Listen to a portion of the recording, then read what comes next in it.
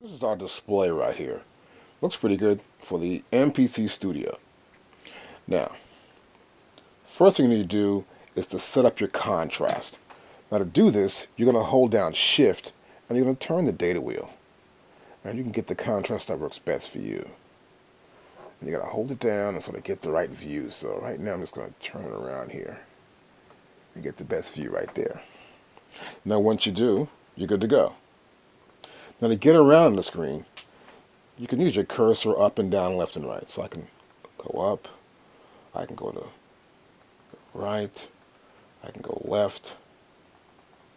And once you get there, you can use your data entry. Left and right, we have our minus and our plus key. And we can also use the data wheel to change the parameters. Like for example, I can change that track to track 2.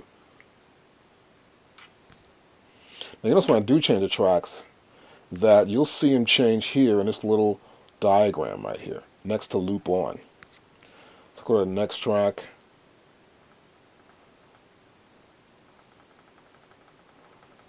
As you can see, keep going these tracks, you'll notice that it changes here.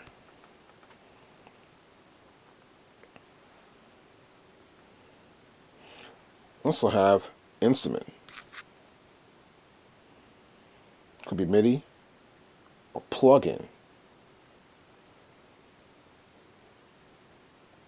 Now this is the main window that you're going to see when you select main, which is to the left of your data wheel. Now here we have sequence. We have sequence, the name of the sequence, which you can also name as well.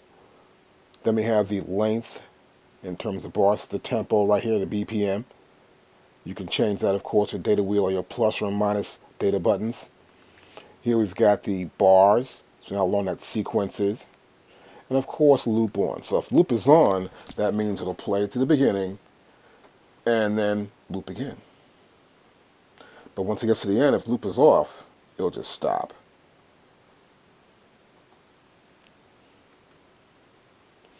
It's our track. And here's our kit, our program. So we're using a groover kit right here, as you can see. And this is velocity volume right there. Now right here on the bottom of the screen, we have several different choices. This is TC for time correction. This is for a click track. This is for minus a track, plus a track. We can mute tracks and we can solo tracks. And we can access this data simple pressing the F1 here for that TC, which is timing correction, and you can see it here. Time division, swing value, strength, events, shift timing, and plus we also have this window. We'll explain more this later on. Just want to give you a good overview. And we can press close, or for example, I can go to here. I might want to change this here from 16ths to eighth or quarters or eighth notes, and I can press do it. We'll press do it, and we know we're at 16th notes. Click track. Now here, we can set a count off. So this means before we start playing, I can go here to play and record and press the play start button. We get the metronome. Then the beat starts. If I was going to record, it'll do the same thing. It'll give me 1, 2, 3, 4, and this in terms of quarter notes. I can also change that. I'll go to here, and I'll go to eighth notes. And now I press play. Start. See that? Now I go back down to here. And I really want to be at quarter notes. And press play start. 3, 4. Now this is metronome play. So this is just a counting. But you can also have the metronome play at the same time while you're recording or just listening back. And you can have it set there. Now to get rid of that, of course, we move the cursor there, go to my data wheel and turn it off. And we can also select the sound we want to use. Like here is the classic MPC click.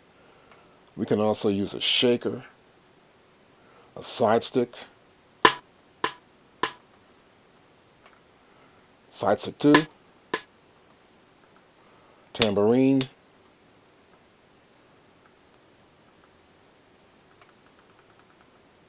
with a metronome, with a clap. So just choose what you think is going to work best for you. And of course, I like to use the MPC classic sound, so we'll close that out. Now, this is pretty simple right here. This is just minus a track and plus a track. If I got a track I don't like, I can get rid of it. I can add a new track to the sequence. I can also mute a track. So for example, I'll play this pattern. Back at the top, as I metronome lets us back into the sequence, I can just go to mute. And as you can see here, this is track 1. I can unmute it right now. Now, if I had more than 1 or 2 tracks, I can also solo this track. This track is selected here in track for the view.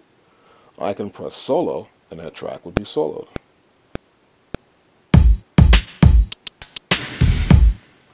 Now, as you press the various buttons in the system, you're always going to have some choice down here, and it will correspond to any one of these F buttons.